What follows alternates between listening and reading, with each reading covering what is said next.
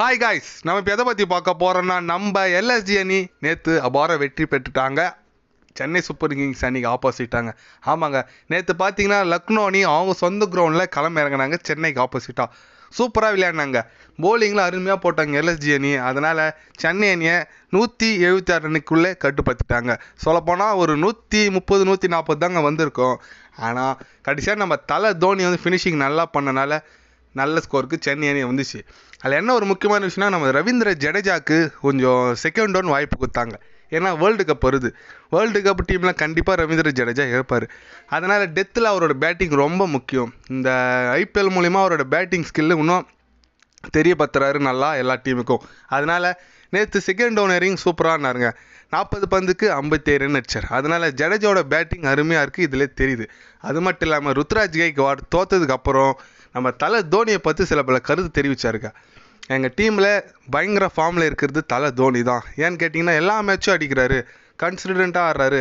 அவர் கிடைக்கிற 5 பால் 10 பாலில் அவரோட திறமை ஃபுல்லாக காமிச்சிட்டு போயிடுறாரு. அதனால் தோனி எங்களோட முக்கியமான அங்கமாக டீமில் இருக்கார். விக்கெட் கீப்பிங் கூட அந்தளவுக்கு சூப்பராக பண்ணுறாரு. யங் விக்கெட் கீப்பர் மாதிரி எல்லா பாலையும் விழுந்து பிடிக்கிறாரு.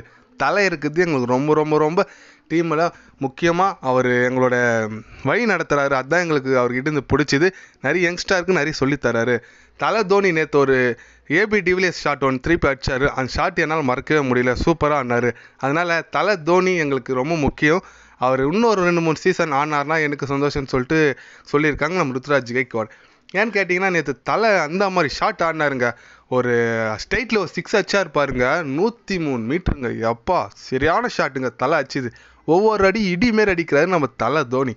வயசானவர் மாரியாக இருக்கார், 42 வயசுங்க. ஆனால் அவர் ஆடுறத பார்த்தா 19 20 வயசு பசங்க மாரி ஆடுறாரு. அந்தளவுக்கு சூப்பராக ஆடுறாரு நம்ம தலை தோனி.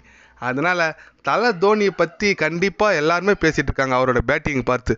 அதனால் கண்டிப்பாக தலை தோனி ஃப்யூச்சரில் கண்டிப்பாக நிறைய சிஎஸ்கே பிளேயரை வளர்த்து விட்டுட்டு இன்னும் 2-3 சீசன் அவர் ஆடினார்னா சந்தோஷமாக இருக்குங்க அவரோட பேட்டிங்க்கு. அதனால் அவர் ஃபிட்னஸ் இருக்குது. அதனால் இன்னும் ஒரு 3-4 சீசன் ஆடினார்னா கண்டிப்பாக நம்ம மாரி ரசிகர்களுக்கு நிறைய தரிசனம் கொடுப்பார். அதனால் கண்டிப்பாக தோனியோட பேட்டிங் பற்றி நீங்கள் என்ன நினைக்கிறீங்கன்னு சொல்லிட்டு கமெண்ட் பண்ணிட்டு போங்க. இது போன்ற ஸ்போர்ட்ஸ் நியூஸை தெரிஞ்சுக்கணும்னா சேனலை சப்ஸ்கிரைப் லைக் பண்ணிக்கோங்க. என்னடா சப்ஸ்கிரைப் கம்மியாக இருக்குதுன்னு நினைக்காதீங்க. கண்டிப்பாக கிரிக்கெட் பற்றி முக்கியமாக ஐபிஎல் பற்றி day by day channel update வரும். மறக்காமல் சப்ஸ்கிரைப் மட்டும் கொஞ்சம் பண்ணி வச்சுக்கோங்க. நன்றி, வணக்கம்.